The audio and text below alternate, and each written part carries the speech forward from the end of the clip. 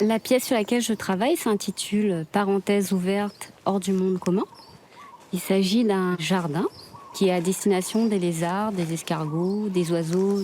Et actuellement, ce que je suis en train de faire, c'est poser en fait la première trame, c'est-à-dire le cheminement qui permet aux visiteurs de traverser cette parenthèse et aussi de poser toute la partie végétale du jardin. Celui-là, je verrai en dernier, je sais pas trop. Et dis-moi, tu sais si cet arbre-là, comment il s'appelle encore? Ça, c'est le bois d'Arnette. La plupart des projets sur lesquels je travaille, je recherche souvent la relation, la rencontre ou le partage. Je suis pas jardinière, c'est pas mon métier. Je connais pas suffisamment les plantes pour pouvoir décider comment vraiment les accompagner au mieux dans ce jardin. Et donc j'ai fait appel à un ami qui s'appelle Romain, qui pouvait en fait ouvrir cet espace de dialogue entre moi et le jardin. Sachant qu'il y a un buisson devant en plus. Donc à mon avis, on est large. Ça marche, mais là.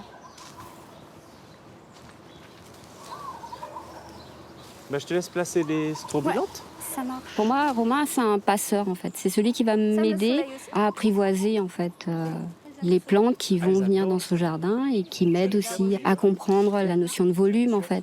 Ouais. Des belles surprises? Oui, bah, tu sais, pour moi, le jardin, il n'y a que des belles surprises. Hein, même si, bon, parfois, tu perds une plante ou deux, mais je veux dire, ça fait partie du cycle. Hein, tu peux pas...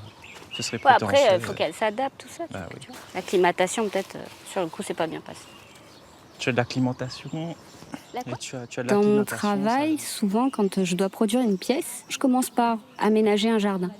Donc ça peut être dans la première phase, en fait, c'est de la germination. Par exemple, Terrain vague à usage poétique, c'était tout un travail sur la germination, en fait. Donc j'ai commencé à semer des graines et à voir les lever. Et je me demandais, en fait, comment un arbre pouvait tenir dans une si petite forme. Et donc j'ai commencé à fabriquer des petites sculptures en textile, qui étaient en fait des graines imaginaires. Et à partir de ces sculptures en textile, j'ai commencé à imaginer qu'elles avaient germé dans un espace. Et puis, j'ai construit Terrain vague à usage poétique dans le théâtre. Et là, j'ai réalisé qu'en fait, c'était l'extension du jardin que j'étais en train de construire chez moi. C'est juste qu'il avait pris une forme plastique, une forme textile. Donc le jardin est souvent le moteur de l'œuvre qui va suivre, parce qu'en fait, c'est un peu la muse ou la musique qui va induire l'œuvre. Et on va dire que c'est la première fois où je produit en fait un jardin en tant qu'œuvre à part entière. Et donc ce projet, c'était l'opportunité pour moi de donner en fait au geste de planter ou d'accompagner l'espace comme un geste artistique en fait.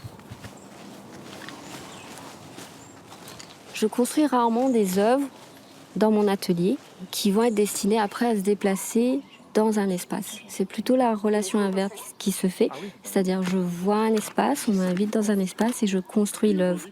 C'est le cas pour Terrain vague à usage poétique, c'est le cas pour déployer ses ailes au-delà du ciel. C'est une volière qui s'est installée. En fait, je déplace le jardin dans un espace bâti. Et sur les dessins que j'ai réalisés pour Mutual Corps, c'est l'espace qui est rentré dans le dessin en fait. C'est le jardin qui est rentré dans le dessin.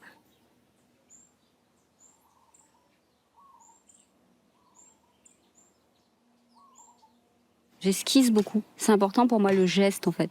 Le fait de poser l'idée sur la feuille, je sais qu'après, elle peut se concrétiser. C'est-à-dire que le trait va pouvoir devenir forme.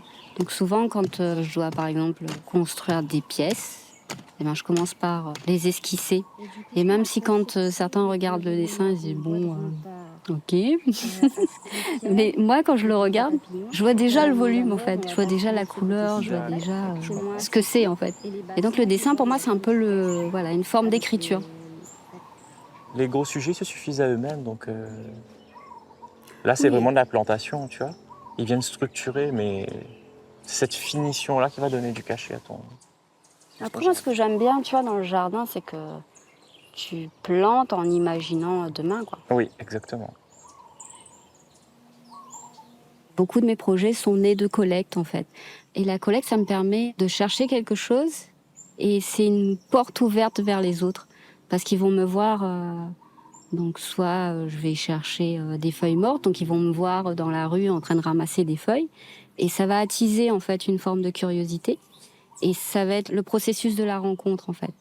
C'est une façon pour moi de rencontrer l'autre, de répondre un peu à ses questionnements en fait. C'est-à-dire c'est quelque chose d'incongru de voir quelqu'un ramasser quelque chose et donc ils vont me demander pourquoi je le fais. Donc je vais expliquer que je suis en train de faire un mur de feuilles mortes et du coup je cherche des feuilles mortes.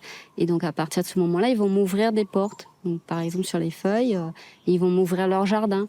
Donc ça va être l'opportunité pour moi, au-delà du fait de récupérer la matière feuille, c'est aussi de récupérer des histoires et eux de comprendre ce que je suis en train de faire, de découvrir un peu mon univers. Donc ils se demandent qu'est-ce que je vais faire avec ces feuilles.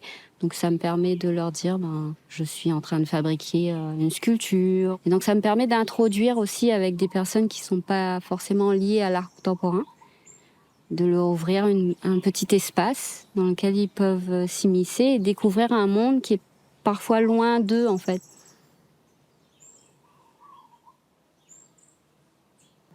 Je travaille toujours cette notion de détail, où je travaille les plumes, où j'utilise les squelettes de feuilles, mais je fais très attention à ce qu'on voit bien les nervures des feuilles, pour qu'on retrouve la forme de la plume, parce que je déplace un petit peu la forme de la feuille.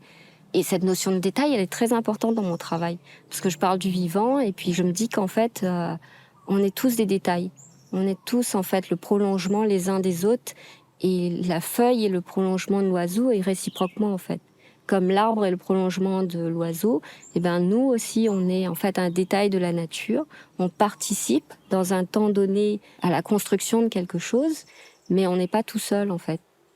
Et chacun mis bout à bout, on peut construire des œuvres, construire des villes, construire des jardins. Finalement, dans le commun, il n'y a pas l'idée d'appartenance, de propriété. Il y a une idée de faire collectif et de faire ensemble en fait.